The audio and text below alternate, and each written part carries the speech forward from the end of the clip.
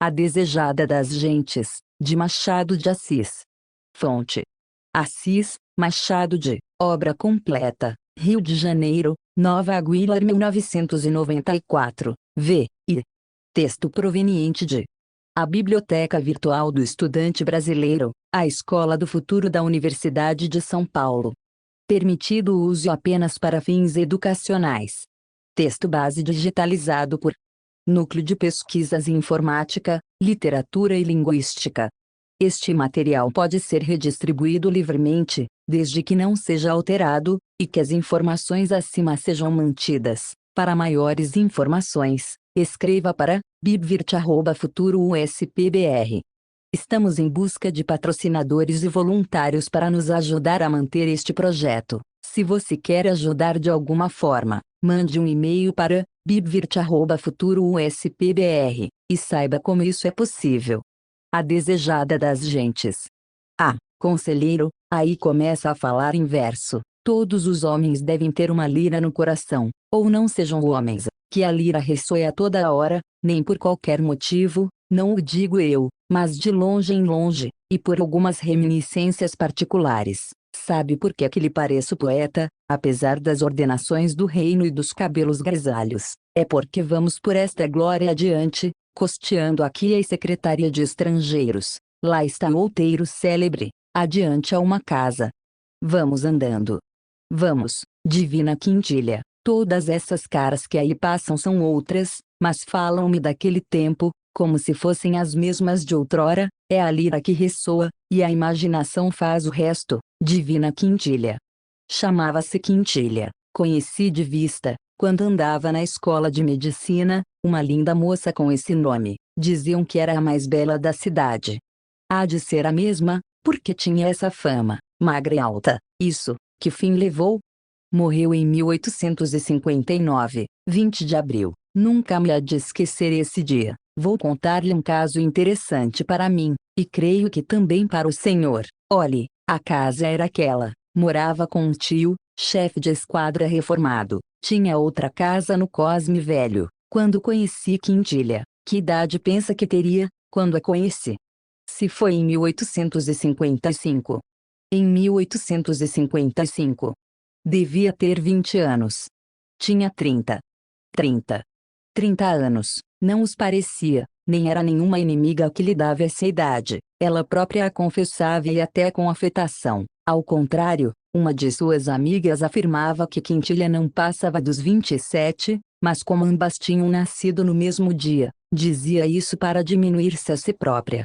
Mal, nada de ironias. Olhe que a ironia não faz boa cama com a saudade, que a saudade senão uma ironia do tempo e da fortuna. Veja lá, começo a ficar sentencioso. 30 anos, mas em verdade, não os parecia. Lembra-se bem que era magra e alta, tinha os olhos como eu então dizia, que pareciam cortados da capa da última noite, mas apesar de noturnos, sem mistérios nem abismos. A voz era brandíssima, um tanto apaulistada, a boca larga, e os dentes, quando ela simplesmente falava, davam-lhe à boca um ar de riso. Ria também, e foram os risos dela, de parceria com os olhos, que me doeram muito durante certo tempo.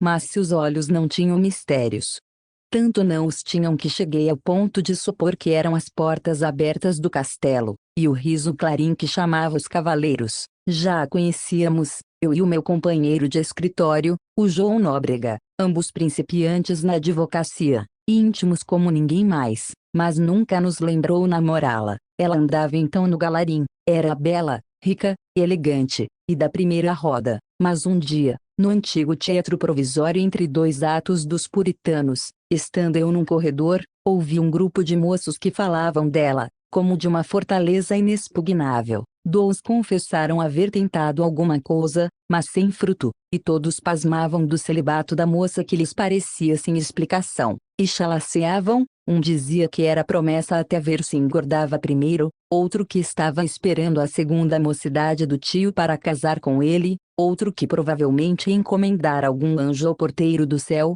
trivialidades que me aborreceram muito, e da parte dos que confessavam tê-la cortejado ou amado, achei que era uma grosseria sem nome. No que eles estavam todos de acordo é que ela era extraordinariamente bela, aí foram entusiastas e sinceros. Oh, ainda me lembro, era muito bonita. No dia seguinte, ao chegar ao escritório, entre duas causas que não vinham, contei ao Nóbrega a conversação da véspera. Nóbrega riu-se do caso, refletiu, e depois de dar alguns passos, parou diante de mim, olhando, calado. Aposto que a namoras? Perguntei-lhe. Não, disse ele, nem tu.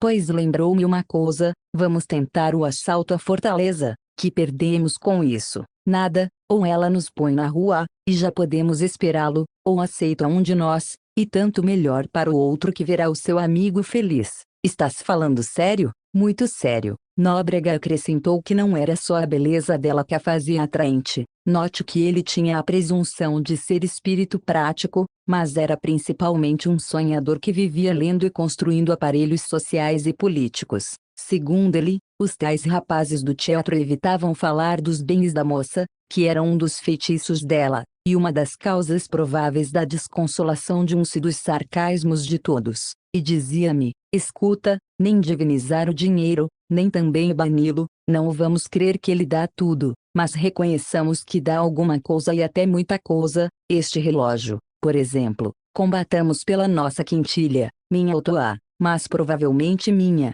porque sou mais bonito que tu.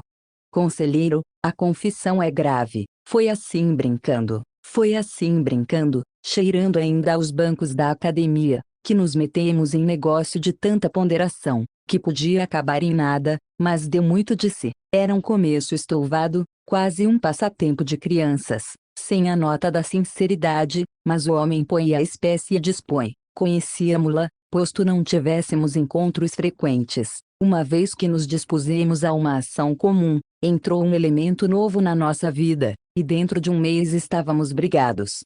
Brigados?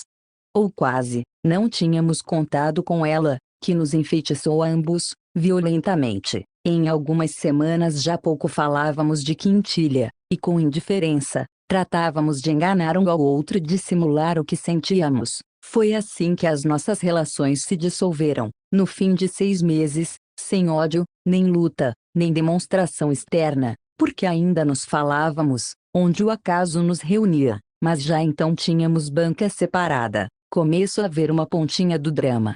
Tragédia, diga tragédia, porque daí é pouco tempo, ou por desengano verbal que ela lhe desse, ou por desespero de vencer, Nóbrega deixou-me só em campo, arranjou uma nomeação de juiz municipal lá para os sertões da Bahia, onde definhou e morreu antes de acabar o quatriênio, e juro-lhe que não foi o inculcado espírito prático de Nóbrega que o separou de mim. Ele, que tanto falara das vantagens do dinheiro, morreu apaixonado como um simples uerter.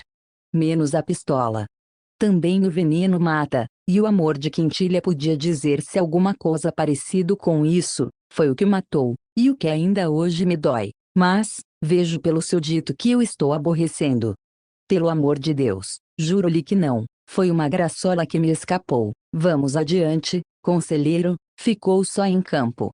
Quintilha não deixava ninguém estar só em campo, não digo por ela, mas pelos outros. Muitos vinham ali tomar um cálice de esperanças, iam cear a outra parte. Ela não favorecia um mais que a outro, mas era lhana, graciosa e tinha essa espécie de olhos derramados que não foram feitos para homens ciumentos. Tive ciúmes amargos e, às vezes, terríveis. Todo argueiro me parecia um cavaleiro, e todo cavaleiro um diabo. Afinal acostumei-me a ver que eram passageiros de um dia. Outros me metiam mais medo, eram os que vinham dentro da luva das amigas. Creio que houve 2 ou 3 negociações dessas, mas sem resultado. Quintilha declarou que nada faria sem consultar o tio, e o tio aconselhou a recusa, coisa que ela sabia de antemão. O bom velho não gostava nunca da visita de homens, com receio de que a sobrinha escolhesse algum e casasse. Estava tão acostumado a trazê-la ao pé de si, como uma muleta da velha alma aleijada,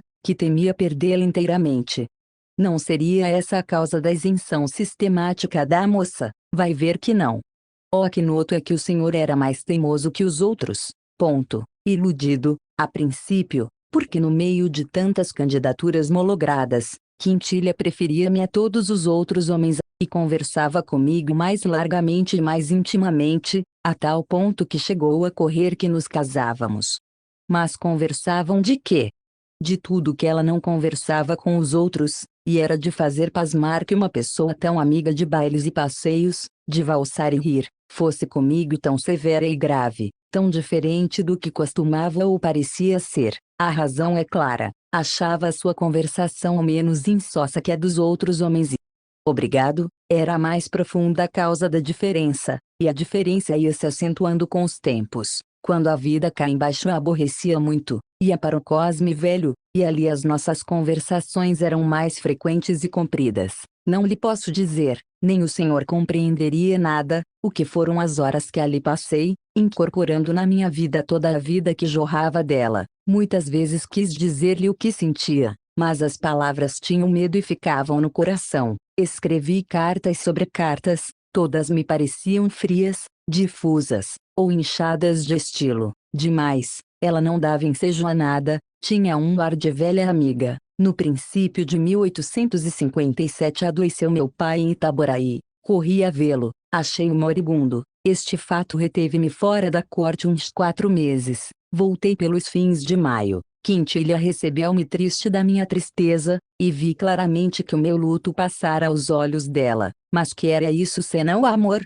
Assim o criei, e dispus a minha vida para desposá-la. Nisto, adoeceu o tio gravemente. Quintilha não ficava só, se ele morresse, porque, além dos muitos parentes espalhados que tinha, morava com ela agora, na casa da Rua do Catete, uma prima, Diana, viúva, mas, é certo que a afeição principal ia-se embora e nessa transição da vida presente à vida ulterior podia alcançar o que desejava. A moléstia do tio foi breve, ajudada da velhice, levou em 2 semanas. Digo-lhe aqui que a morte dele lembrou-me a de meu pai, e a dor que então senti foi quase a mesma. Quintilha viu-me padecer, compreendeu o duplo motivo, e, segundo me disse depois, estimou a coincidência do golpe, uma vez que tínhamos de o receber sem falta e tão breve. A palavra pareceu-me um convite matrimonial. 2 meses depois cuidei de pedi-la em casamento. Diana ficara morando com ela e estavam no Cosme Velho.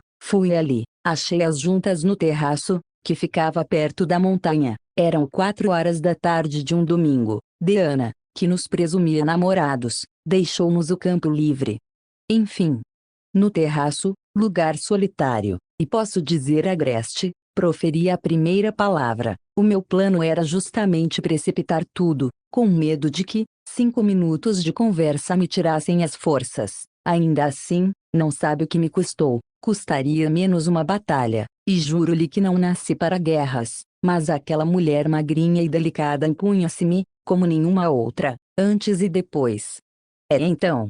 Quintilha adivinhara, pelo transtorno do meu rosto, o que lhe ia pedir, e deixou-me falar para preparar a resposta. A resposta foi interrogativa e negativa. Casar para quê? Era melhor que ficássemos amigos como dantes. Respondi-lhe que a amizade era, em mim, desde muito, a simples sentinela do amor, não podendo mais contê-lo, deixou que ele saísse. Quintilha sorriu da metáfora, o que me doeu, e sem razão. Ela, vendo o efeito, fez-se outra vez séria e tratou de persuadir-me de que era melhor não casar. Estou velha, disse ela, vou em 33 anos, mas se eu amo assim mesmo, repliquei, e disse-lhe uma porção de coisas, que não poderia repetir agora. Quintilha refletiu um instante, depois insistiu nas relações de amizade, disse que, posto que mais moço que ela, tinha a gravidade de um homem mais velho e inspirava-lhe confiança como nenhum outro. Desesperançado, dei algumas passadas, depois sentei-me outra vez e narrei-lhe tudo. Ao saber da minha briga com o amigo e companheiro da academia, e a separação em que ficamos, sentiu-se, não sei se diga, magoada ou irritada, censurou-nos ambos, não valia a pena que chegássemos a tal ponto. A senhora diz isso porque não sente a mesma coisa, mas então é um delírio. Creio que sim. O que lhe afianço é que ainda agora, se fosse necessário, separar-me-ia dele umas 100 vezes, e creio poder afirmar-lhe que ele faria a mesma coisa. Aqui olhou ela espantada para mim, como se olha para uma pessoa cujas faculdades parecem transtornadas. Depois abanou a cabeça, e repetiu que fora um erro, não valia a pena. Fiquemos amigos, disse-me, estendendo a mão. É impossível, pede-me coisa superior às minhas forças. Nunca poderei ver na senhora uma simples amiga. Não desejo impor-lhe nada, dir-lhe-ei até que nem mais insisto, porque não aceitaria outra resposta agora. Trocamos ainda algumas palavras, e retirei-me. Veja a minha mão. Treme-lhe ainda. Não lhe contei tudo, não lhe digo aqui os aborrecimentos que tive, nem a dor e o despeito que me ficaram. Estava arrependido, zangado, devia ter provocado aquele desengano desde as primeiras semanas, mas a culpa foi da esperança, que é uma planta daninha, que me comeu o lugar de outras plantas melhores. No fim de 5 dias saí para Itaboraí, onde me chamaram alguns interesses do inventário de meu pai. Quando voltei, 3 semanas depois, achei em casa uma carta de Quintilha. Abri alvoroçadamente, datava de 4 dias, era longa, aludia aos últimos sucessos, e dizia coisas meigas e graves. Quintilha afirmava ter esperado por mim todos os dias, não cuidando que eu levasse o egoísmo até não voltar lá mais. Por isso escrevia-me, pedindo que fizesse dos meus sentimentos pessoais e sem eco uma página de história acabada, que ficasse só o amigo, e lá fosse ver a sua amiga, e concluía com estas singulares palavras: quero uma garantia, juro-lhe que não casarei nunca. Compreendi que um vínculo de simpatia moral nos ligava um ao outro, com a diferença que o que era em mim paixão específica, era nela uma simples eleição de caráter. Éramos 2 sócios, que entravam no comércio da vida com diferente capital, eu, tudo o que possuía, ela, quase um óbolo. Respondi à carta dela nesse sentido, e declarei que era tal a minha obediência e o meu amor, que cedia, mas de má vontade, porque, depois do que se passara entre nós, e a sentir-me humilhado, risquei a palavra ridículo, já escrita, para poder ir vê-la sem este vexame, bastava o outro. Aposto que seguiu atrás da carta, é o que eu faria, porque essa moça, ou eu me engano ou estava morta por casar com o senhor. Deixe a sua fisiologia usual, este caso é particularíssimo. Deixe-me adivinhar o resto, o juramento era um anzol místico, depois, o senhor, que o recebera, podia desobrigá-la dele, uma vez que aproveitasse com a absolvição, mas, enfim, correr à casa dele. Não corri, fui 2 dias depois. No intervalo, respondeu ela à minha carta com um bilhete carinhoso, que rematava com esta ideia: não fale de humilhação, onde não houve público. Fui, voltei uma mais vezes e restabeleceram-se as nossas relações. Não se falou em nada, ao princípio, custou-me muito parecer o que era dantes. Depois, o demônio da esperança veio pousar outra vez no meu coração, e, sem nada exprimir, cuidei que um dia tarde, ela viesse a casar comigo, e foi essa esperança que me retificou aos meus próprios olhos, na situação em que me achava. Os boatos de nosso casamento correram o mundo, chegaram aos nossos ouvidos, eu negava formalmente e sério, ela dava de ombros e ria. Foi essa fase da nossa vida a mais serena para mim, salvo um incidente curto, um diplomata austríaco ou não sei que, rapagão, elegante, ruivo, olhos grandes e atrativos, e fidalgo ainda por cima. Quintilha mostrou-se-lhe tão graciosa, que ele cuidou estar aceito, e tratou de ir adiante. Creio que algum gesto meu, inconsciente, ou então um pouco da percepção fina que o céu lhe dera, levou depressa o desengano à alegação austríaca. Pouco depois ela adoeceu, e foi então que a nossa intimidade cresceu de vulto. Ela, enquanto se tratava, resolveu não sair, e isso mesmo lhe disseram os médicos. Lá passava eu muitas horas diariamente, ou elas tocavam, ou jogávamos os 3, ou então lia-se alguma coisa, a maior parte das vezes conversávamos somente. Foi então que a estudei muito. Escutando as suas leituras vi que os livros puramente amorosos achava-os incompreensíveis, e, se as paixões aí eram violentas, largava-os com tédio. Não falava assim por ignorante, tinha notícia vaga das paixões, e assistira a algumas alheias. De que moléstia padecia? Da espinha. Os médicos diziam que a moléstia não era talvez recente, ia tocando ponto melindroso. Chegamos assim a 1859. Desde março desse ano a moléstia agravou-se muito, teve uma pequena parada, mas para os fins do mês chegou ao estado desesperador. Nunca vi depois criatura mais enérgica diante da iminente catástrofe. Estava então de uma magreza transparente, quase fluida, ria, ou antes, sorria apenas, e vendo que eu escondia as minhas lágrimas, apertava-me as mãos agradecida. Um dia, estando só com um médico, perguntou-lhe a verdade. Ele ia mentir. Ela disse-lhe que era inútil, que estava perdida. Perdida? Não, murmurou o médico. Jura que não estou perdida? Ele hesitou. Ela agradeceu-lhe. Uma vez certa que morria, ordenou o que prometera a si mesma. Casou com o senhor. Aposto. Não me relembre essa triste cerimônia, ou antes, deixe-me relembrá-la, porque me traz algum alento do passado. Não aceitou recusas nem pedidos meus, casou comigo à beira da morte. Foi no dia 18 de abril de 1859. Passei os últimos 2 dias, até 20 de abril ao pé da minha noiva moribunda, e abracei-a pela primeira vez feita cadáver. Tudo isso é bem esquisito. Não sei o que dirá a sua fisiologia. A minha, que é de profano, crê que aquela moça tinha ao casamento uma aversão puramente física. Casou meio defunta, às portas do nada. Chame-lhe monstro, se quer, mas acrescente divino. Fim.